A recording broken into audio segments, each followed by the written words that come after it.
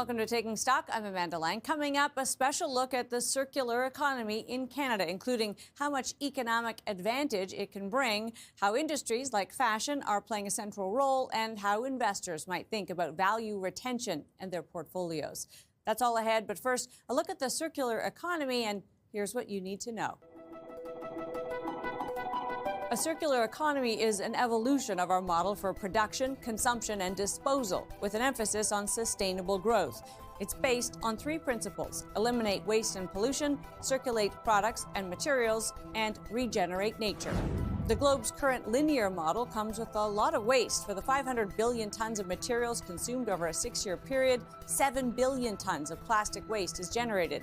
1 billion meals a day are lost or wasted globally, and millions of tons of clothing are produced, worn, and thrown away every year.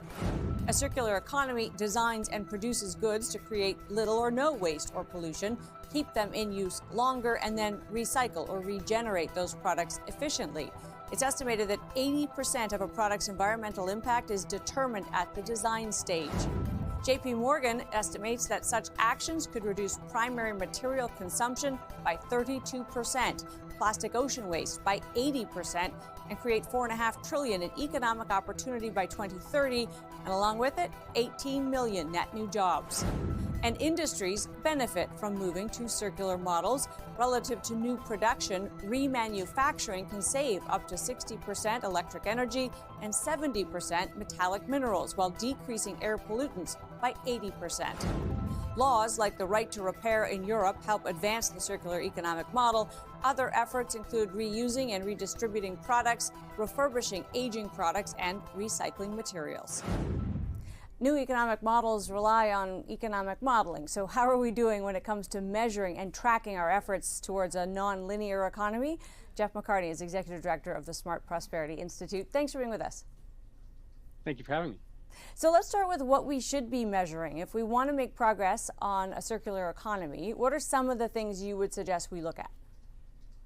Yeah, thanks for that. You mentioned some of it off the start. Obviously, if we're trying to move away from a linear economy, we want to be tracking how much we're recycling back into that economy. So how much we're recovering waste, how much we're reducing waste flows, what percentage of recycled material we're using are all really important things to measure. But we also need to look upstream in value chains, think about how efficient our production systems are. Are we increasing our energy efficiency? Are we reducing our emissions efficiency or emissions intensity? All broad measures of how productive our economy is, not just with respect to standard economic inputs, but also natural inputs as well. Is the best way to drive this with regulations, or is it from the kind of demand point of view, change consumer perspectives on it, or does it have to be a combination of both? Ultimately, a combination of both. But I'll say I think the circular economy is interesting because of all the different environmental policy areas we work in at Smart Prosperity Institute. It's one that's been driven onto the policy agenda more from civil society and business sides than top down from the policymaker side. And that's because if you get it right, you can drive efficiencies, you can reduce costs, you can have economic benefits in that regard. And so it's not just a regulatory problem. Regulations can help, but we also want to set incentives so that different measures are taken into account so that we're accounting for things like the volumes of waste produced downstream or how efficient a particular company's production processes are. And then we also want to do things like rewarding companies that are collaborating or trying to get together to find innovative solutions and support those things and help them to get over initial cost runs to then realize those efficiencies down the road. So there's things like data collection, sharing, coordinating activities, in addition to things like regulating and properly accounting for the cost of waste and providing the right incentives to reduce material input, to reduce emissions and energy use and things like that. Would you describe a policy gap in Canada in terms of kind of supporting these efforts? In terms of maybe it is some of those tax credits or incentives for businesses to do better, or just clarity around what a certain mark means in terms of its recyclability? Yeah, I think there is a policy gap on this, and it's not just Canada. Broadly globally, there's still movement in this direction. We've done good things in Canada recently, like increasing use of extended producer responsibility policies. Most provinces have frameworks for this now. Those are policies that try to make producers take account of the end-of-life use of their products, to take responsibility and bear the costs of their recovery in their reintegration back into reverse supply chains, back into production systems. That can help with things not only like increasing recovery rates, but also ensuring products are designed in ways that make them more recoverable. But beyond that, we have gaps in terms of, Environment Climate Change Canada came out with a recycled content paper a few years ago that has not yet moved forward to policy. We can think about things as well like data requirements and standards for how we report on these measures. We can think about things like product passports and things like that to understand the material components of materials that are coming in and out of our economy, and how those can be aligned and standardized to both realize benefits and understand where we're getting to in moving towards circularity. We know, some of this stuff, of course, is also happening in other jurisdictions and having a positive influence here, things like the right to repair. Would you say that the progress is still happening in the right direction? With these things, Geoff, sometimes it can be kind of 2 steps forward, 1 step back, but moving in the general direction. How are we doing? Well, like you said, it's give and take. We're doing well in some measures. On others, it's harder, right? The geopolitical environment we're currently operating in has introduced constraints on trading certain goods and services. So that's doing things like reducing the cost of virgin feedstocks into things like plastic production, which is making circular solutions less competitive, absent other measures. And we're going to want to think about how we maybe adjust the incentives to correct those directions. Other areas you might want to look at, we do a lot of work thinking about the material components of moving to a low carbon energy system. Yeah. And not just about reducing emissions intensity or moving to more renewables, but what materials are we using in those production systems? Do we understand the end of life implications of those material choices? Are we thinking through the critical mineral components and how increased recovery of those are reducing our dependency to other vulnerable supply chains, and what that could mean in terms of economic benefits here. And we've got a long ways to go in terms of thinking through the systems that we're looking at here in that regard, but we are seeing movements in the right direction. That is good to hear. Geoff, great to have you with us for this. Appreciate it. Thank you very much. Pleasure to be here. Geoff McCarney is Executive Director of the Smart Prosperity Institute.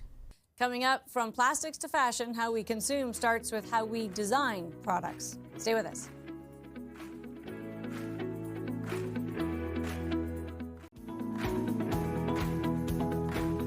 Welcome back. Well, as Canada rethinks its global supply chains, is the time right to consider how to build in resiliency and advance the circular economy at the same time?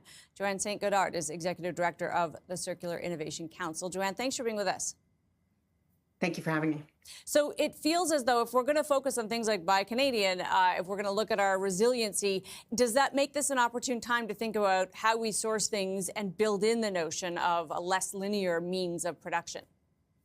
It really does. We think that there is complete synergy in terms of how we think about domesticating our supply chains, domesticating our manufacturing, and how that might actually shorten our supply chains, which intuitively may deliver opportunities for us to purchase goods that are closer to home. They travel less. There's going to be less environmental impact, certainly on transportation, which is a big part of having long supply chains. And so we do think that Buy Canadian will intuitively deliver some of the circular economy benefits and results we're looking for. What do you think of as the sort of low-hanging fruit for our economy when we think about trying to introduce some of these concepts or push them further than they've been pushed? Yeah, I think there are certain sectors that maybe we are a resource-based economy, and so thinking about the natural resources that we tend to certainly curate here and ship overseas, should we be turning to some of those obvious sectors first? And then thinking about what is Canadian-made goods, which there are ever more increasing market share of, and how do we identify those? How do we make them appealing to consumers? How do we make them cost-effective? And I think some of that's already happening with some of the maple leafs that you're now seeing in stores and retailers to identify which is a Canadian good. I do think that we need the federal government to help us define what it means to be Canadian-made, and so that we're very clear as a consumer, and we're very transparent about what that is. Mm-hmm. And then certainly, being more aware of where those companies are. I think Canadians really want to know what's been made locally, what's been made in where I live. I think there's ever more interest in consumers than there, certainly has been in the short time. So I think looking at, we the resources that we already generate as the obvious ones. It's startling to realize that the vast majority of how an item will be used is really determined in the design stage. How can you influence that in terms of kind of helping people rethink from the ground up, especially as we start thinking about whole new sectors? Critical minerals is right at the sort of the beginning stages here. How do we introduce those concepts of put this in the plan from the beginning? Yeah, and I think it's not just about having goods that have resources that are generated from, or materials that are generated in Canada. It's also about developing offshoot industries that are part of this. So we think about repair, remanufacturing, refurbishment. Those kinds of activities certainly support elongating products, keeping them in use, avoiding the need to be able to manufacture new, and in order to support those activities, we need local businesses, local entrepreneurs to be able to really offer those services. And so, again, thinking about different design, this is really about building durability goods that can actually be remanufactured and repaired right here in Canada, and going back to this servicing our new Buy Canada interests and sentiments. So it's not just about the design of the first product, it's actually in terms of materials that are generated in a Canadian context. It's all about how do we keep that product in use and optimized, and thinking about the repairability and remanufacturing sector as well. So good to have you, Joanne. Appreciate your time. Thanks for having me. Joanne St. Goddard is Executive Director of the Canadian Circular Innovation Council. One sector that has been focused on value, retention, and sustainability is the textile and fashion industry, and it could offer a path for other sectors. It's estimated that for every 5 garments produced, 3 end up in a landfill or are incinerated every year. Kelly Drennan is Executive Director of Fashion Takes Action. Thanks for being with us. Thanks for having me. So I feel as though this is a subject that the fashion and textile industries have been focused on, maybe because the numbers were so bad for so long. So I wanted to start with how it's going. How is the whole sector doing on this front? Well, we're starting to see some shifts. I mean, we're seeing, the fact that, first of all, circularity doesn't really mean managing end of life or recycling. It really begins at the design stage. Mm-hmm. So we're starting to see brands now that are incorporating things like design for durability and design for repairability or recyclability. And then we're also starting to see a shift around brands that are offering resale or rental or repair programs. And those circular business models really reduce the reliance on selling the growing volume of new clothes and really help keep our clothes in use for longer. And then we're also seeing some companies partnering with sorters and recyclers and upcyclers to really prevent the textiles from going into landfill. Tell me about kind of the piece of this that you played a role in for sure, and that is the kind of consumer advocacy piece, educating us about what we're doing, because, of course, the consumers are very much into fast fashion. Like, even people who think of themselves as sustainable, they like their new clothes and they like them cheap, and that can come with a real sustainability cost. Absolutely. So when it comes to the consumer, we like to refer to the 7 R's of circular fashion, which takes the traditional 3R waste hierarchy of reduce, reuse, recycle, and we insert repair, resale, repurpose, and rent. But the most important R for us as consumers is really reduce. The most sustainable garment in our wardrobe, the most sustainable garment is the one already in our closet. But then buying things like from thrift stores or vintage really is a great way to ensure that not only are our clothes staying in use for longer, but that we're not really buying into that new cycle of clothes. And there's over 100 billion new garments made every single year. And in Canada, 500,000 tons of our unwanted clothing ends up in landfill. So what's your advice to people who want to shop more responsibly? As you say, the one in your closet means don't go shop. So that would be number one. You maybe don't need it, and that's pretty good advice. If you do need to buy a garment and you want to make sure that it's from a business that's thinking, as you say, about the design of it from the get-go, are there some brands that stand out? I like to remain brand agnostic, to be honest with you, because we are seeing a lot of brands that you wouldn't typically think that are incorporating circular business models. But really, when it comes to buying new, it's really about buying higher quality garments that are going to last longer. And then also how we take care of our clothes, how we wash them, how often we wash them, getting to stains right away, learning how to repair. We don't invest in our wardrobe the same way that we used to because of, as you mentioned, fast fashion or ultra fast fashion nowadays. And so it's really about spending the same amount of money just on fewer garments that are built to last and that are going to remain in use for as long as possible. Of course, the ideal would be that for the manufacturers, the cost incentive would drive them to this behavior. It's the opposite, Kelly, right? It's cheaper to do something that's disposable and more expensive to do something that's durable. How do we shift that, and how much of that has to do with kind of big picture regulations around pricing in the costs of the externalities beyond the clothing itself? Yeah, it's great that you mentioned that, because really we're starting to see things like extended producer responsibility for textiles in the EU and now in California, which means that brands will soon be required to take responsibility for the full life cycle of the products that they put on the market. And in Canada, we now have the Federal Plastics Registry, so it's getting brands to think about the synthetic garments that they're putting onto the market. So it's sort of a first start there. But there's also other regulations in the EU, like eco-design regulations, that are mandating that our clothes are made to last, or that they're made with a certain percentage of recycled content. So policy really does play a big role in this as well. What would you say other industries could learn from the fashion industry? Well, I think the fashion industry isn't quite as ahead as some of the other sectors. I think we still have a lot to learn as an industry. And I think, tracing your supply chain is the first step, right? Knowing where your products are made, understanding the content that goes into those products, and really having strong design teams that are going to think about the durability aspect or think about the longevity or end of life of the product. So I think there's lots of learnings to be had across all the different sectors. I'm not sure that fashion is not necessarily a leader in this space, but we're definitely making some progress, which is great. With your help, Kelly, great to have you with us. Appreciate your time. Thanks for having me. Kelly Drennan is Executive Director and founder of Fashion Takes Action. Coming up, investors are looking for ways to use their money to back sustainability efforts. Stay with us.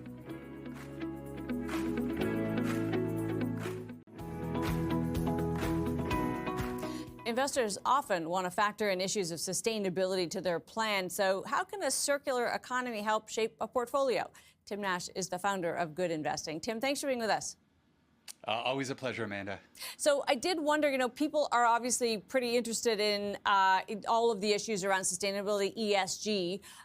Can we get this specific? If people are interested in very specific parts of the ESG portfolio, can they do it? Yeah, absolutely, no question. Now, wearing my financial planner hat, I want to remind folks not to put all of their money into specific themes or kind of these more narrow little niches. Certainly we want to have a nice diversified portfolio, but absolutely we can carve out part of a client's portfolio for issues that they really do care about, including the circular economy. Now, one of the things, of course, that you'll see the case made, and we've seen it made here, is that businesses that pursue some of these efforts save money, and they should do better. That, I guess, is the hope. So is there a way for people to think about that and look at more traditional sectors and industries, but look at the ones that are behaving in this way? Yeah, so pollution control and recycling rates, things like that are going to be part of a broad ESG analysis. So when we're looking at across every sector of the economy, this is going to be part of that ESG data set. And then more specifically, folks really do want to directly align their investments with their values. Then, like I said, we can carve out part of the portfolio. There's an ETF that I track called EVX is the ticker symbol, the VanEck Environmental Services ETF. So this is going to be companies specifically focused on recycling, wastewater management, pollution control, those issues. So, it really depends. Is this something that people just want to have broadly across the board in terms of their entire portfolio, looking at companies that are in other sectors that are doing this? or is this something that people want to carve out part of their portfolio specifically to kind of overweight this theme to be able to get exposure to the niche? How much of the performance of this kind of investing is really dependent on the laws and regulations of the world? And those change, of course, over time, Tim. So I imagine there's some additional risk that comes with this sort of investing.